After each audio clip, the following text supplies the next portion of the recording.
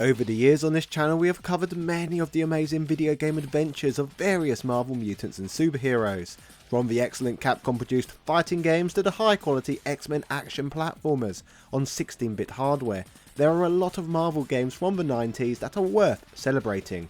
Speaking of the 90s, this was an era when I myself was most interested in the Marvel universe. All of which was thanks to the amazing animated shows that aired regularly on the Fox Kids network. Through this now nostalgic period, no characters captivated my attention quite like Venom and Carnage, entities who in my opinion were far cooler and more interesting than Spider-Man himself. It probably comes as no surprise that I wasn't the only kid who felt this way, which meant to cash in on such a craze it would only be a matter of time until they were starring in their own video games. Today we shall be spotlighting one of these titles that fascinated me as a child, as we take a trip back in time to cover the history of Venom Spider-Man Separation Anxiety. I mean, what was going on here? Who the hell even was this character on the box art? Let's find out. Hello ladies and gentlemen, Big Daddy Top Hat here. Let's discuss this interesting chapter in Marvel game history. Yeah. But first, if you enjoy learning about these retro Marvel games, encourage me to make more right now by hitting that subscribe button so you never miss a video. Remember, Daddy loves you. We all know the story of Spider-Man, the superhero alias of Peter Parker, created back in 1962's Amazing Fantasy issue 15 by Stan Lee and Steve Ditko. He quickly became the everyman hero of the Marvel Universe. Captain America was a decorated soldier, the Fantastic Four were amazing scientists with near limitless funds, and the X-Men, well, they didn't even exist yet. Spider-Man was at the birth of the modern Marvel superhero universe, and provided a unique perspective. He was a put-upon kid that was bullied, hated by the media, and had to scrounge every penny because he was unable to monetize his superhero actions. For many years, his adventures were relatively grounded, dealing with New York City localized threats such as corrupt businessmen, including Tombstone, Green Goblin, and the Kingpin. Others were victims to science disasters, much like Peter himself, such as Sandman, Dr. Octopus, and the Scorpion. And many times Peter's greatest threats would be smear campaigns by J. Jonah Jameson, which would see him on the run from a vengeful New York police department, or even simply trying to balance his dating life and college career with being your friendly neighbourhood web slinger. While these were the sorts of plots that Spidey fans had become accustomed to, in 1984 things would drastically change as the Marvel superhero secret wars would begin, massively changing things up. With writer Jim Shooter and artist Mike Zeck bringing a variety of Earth-based heroes to the ethereal planet Battleworld by the Beyonder, Spider-Man's everyday cloth and spandex suit was destroyed, and upon running into a mysterious machine that could purportedly fabricate a perfect costume for him, he gets covered in a black goo that forms this iconic new black and white costume, which Peter ran with in mainstream stories for a number of years. Until Tom DeFalco and Ron Friend set up a new status quo, where the too good to be true suit was revealed to be an alien symbiote that was exhausting the web crawler from fighting crime overnight. Thanks to his friendship with the Fantastic Four, Reed Richards was able to separate Peter from the parasite, who soon found a new host in Eddie Brock, a rival journalist that ran into Peter Parker's path, whose journalistic integrity ruined Eddie's career. As of 1988's The Spider-Man issue 300, Eddie became the villainous Venom, using the Spider-Man-like powers with their enhanced brutishness and lack of morals to become a serious threat. As mentioned at the beginning of this video, I, like many other children, were first introduced to Venom through the Fox Kids animated series. I found the story of Venom so intriguing that going forward, I made sure to watch every episode that aired on the Spider-Man show, which meant it would only be a matter of time until I was introduced to Carnage 2. During this time frame of my life, I remember stumbling across an ad for a video game within the pages of a comic book. An ad that would be for Spider-Man Venom Separation Anxiety. I can specifically remember looking at the advertisement, as not only did it feature two of my favourite characters in Venom and Carnage, but it also featured yet another villainous looking entity. Essentially a character who looked like a female Carnage, whom I'd yet to see in the 90s animated show. In fact, she wouldn't ever show up in the show, only raising more questions for me at the time. So what was going on here? Well, as the 1990s were all about anti-heroes, Venom quickly shifted from a supervillain to a lethal protector. Coincidentally, with the 1993 miniseries inventively titled, well, Lethal Protector.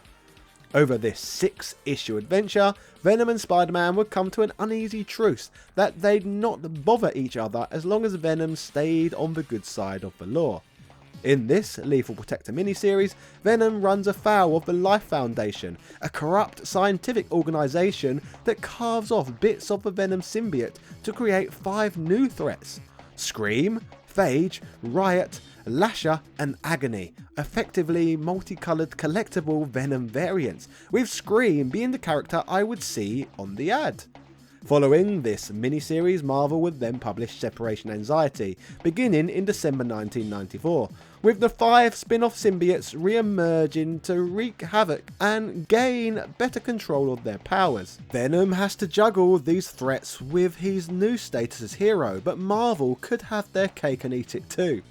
Beyond having introduced these new symbiotes, Marvel had also introduced Carnage, the Venom to out-Venom Venom. Carnage was the serial killer Cletus Cassidy, possessed by another chunk of Venom symbiote. If Eddie Brock had to be a hero, Marvel sure as hell were going to keep their violent villain archetype. At this time, the Fox Kids cartoon would embrace these aspects, while theoretically featuring the early-ish adventures of Spider-Man as he's still enrolled in college, simply dating Mary Jane for much of the series. Venom and eventually Carnage would become recurring villains to the point where they show up significantly more than the Green Goblin, and when the series was rebooted into Spider-Man Unlimited, Venom and Carnage would be the only 2 threats to really carry over into the new adventures. With all this hype around the character, he would no doubt join the web crawler on his video game adventures. After Spider-Man flowered in his team up with X-Men against the villainous Arcade, confusingly teamed up with Captain America in Doctor Doom's Revenge, and even fought Shinobi on the Sega Genesis, he would have a fair amount of games that featured him as a prominent part of assorted duos before the Spidey and Venom team-ups. Given that up until the 1990s, Spider-Man wouldn't regularly have an equally balanced player too in his life, though I'm sure you could make exceptions for the Black Cat or Daredevil, most of his self-titled affairs were solo outings, which worked fine for home computers and the Game Boy. But with the Genesis and Super Nintendo thriving on multiplayer offerings, thanks to the enhanced power that the consoles theoretically had, 1994 would see the release of the iconic red cartridge that was Spider-Man and Venom Maximum Carnage. As covered in the past on this channel, Maximum Carnage, developed by Software Creations and published by LJN, would be a great game that would be largely appreciated, even if it could do with some polish in a few places here and there. Praised for its comic-like cutscenes, appearances from assorted Spidey-adjacent characters, it brought a lot of positivity to the table, but there was still one element of the game in particular that was slightly disappointing. This was the fact that while the game was a beat-em-up, which was promoted around the fact that gamers could play as both Spider-Man and Venom, sadly the game does not feature a 2-player mode, meaning gamers cannot rage through the streets with both of these individuals simultaneously. Still, with sales solid enough, Acclaim were quick to rush a second game out of the door, bringing us to the title we are of course focusing on the history of today. Like Maximum Carnage that preceded it, in 1995 Acclaim would task Software Creations with developing another Spider-Man and Venom themed game, which of course would be Spider-Man Venom Separation Anxiety, a Spider-Man and Venom themed beat-em-up whereby gamers could finally play as these iconic characters side by side cooperatively. This game's promotional material would lay out a basic story for the game, which goes as follows. Parting in such sweet sorrow, Venom has been violently split from his living costume, spawning 5 deadly alien symbiotes. In fierce 2-player action, Venom joins forces with arch-enemy Spider-Man to face the new strain of evil brought to life by chilling computer-rendered graphics. Between the merciless jury and awesome allies like Ghost Rider and Daredevil, Venom's out to part his symbiote offspring from their newfound life. The title would come out for the 2 heavy hitters at the time, the Super Nintendo and Sega Genesis, but on top of this, surprisingly a PC port, a relatively uncommon thing for console games at the time, and it would also see a release bundled with an interactive comic book demo. Years before we were all reading comics on our phones and tablets, digital comic books had to ship on a disc. Can you imagine the madness? How barbaric. So given that Maximum Carnage was a fairly decent game, albeit its lack of cooperative action, was Separation Anxiety the ultimate Spider-Man game of its era? Well, let's find out. Story-wise, what may come as a surprise is that the title is not really based on the Separation Anxiety comics of the same name, but instead the Lethal Protector ones that came before it. In the game, Spider-Man tracks down Venom in San Francisco, explores an underground series, faces off against the 5 villainous symbiotes, escapes the Life Foundation and faces off against his black-suited doppelgangers. Sadly, the symbiote characters such as Scream, who intrigued me so much as a child, do not get named in this one either, meaning that even if I had have got round to playing this one as a kid, I would have still been left a tad confused with who this female symbiote was. So to give context for all those people out there who were as confused as I was, Scream is a Marvel Comics character who appeared in Venom Lethal Protector issue 4 in 1993. She is a female symbiote. Scream's host was Donna Diego, a mentally unstable woman who was recruited by the Life Foundation to be one of their 5 symbiote seeds. When the Life Foundation's plans were foiled by Venom, Scream and the other symbiotes escaped and went on their own path. Scream has the ability to shape her symbiote form into bladed weapons, and she can also use her hair as a weapon. She has heightened strength, agility and durability, as well as the ability to cling to walls and mimic the appearance of other objects. In addition to her physical abilities, Scream has a unique ability to create and manipulate sound waves, which she can use to blast opponents or create sonic barriers for defense. This makes her a formidable opponent, especially against those who rely on sound as part of their powers. Scream has appeared in various Marvel comic titles over the years, including Spider-Man Unlimited, Venom Along Came a Spider, and Maximum Carnage. Part of the reason that even those who play this game may not know the name of this character is because storytelling in Separation Anxiety was massively cut back on in comparison to Maximum Carnage that came before it. One of the cool features in Maximum Carnage was that cutscenes throughout the game were shown in the style of comic book panels. Sadly, no similar feature can be found in Separation Anxiety. Instead, all we get are these dull bodies of text that briefly explain the reason why our hero is moving from one stage to the next. Which is incredibly sad really, as I am sure most gamers who were watching the Fox Kids show at the time would have absolutely adored to learn about the 5 extra symbiotes in more detail. Hell, it is these characters' inclusion as to why I remember this game existing back in the day, as I was so curious to learn who these mysterious entities were.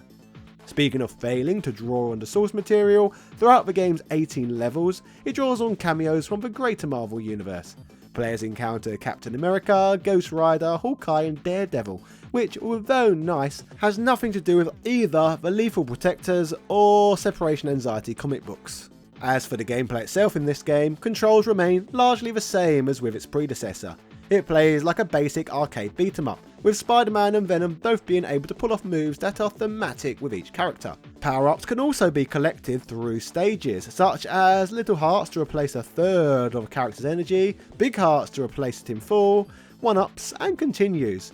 These are all obviously important to grab if you want to maximise your potential to beat the game. Out of the 2 playable characters, Spider-Man is the quicker, more agile selection, and Venom is the slower but more powerful fighter. With this game being a 2-player affair, it also seems that in order to fit 2 player characters on the screen simultaneously, all the sprites in Separation Anxiety are much smaller than what could be found in Maximum Carnage before it.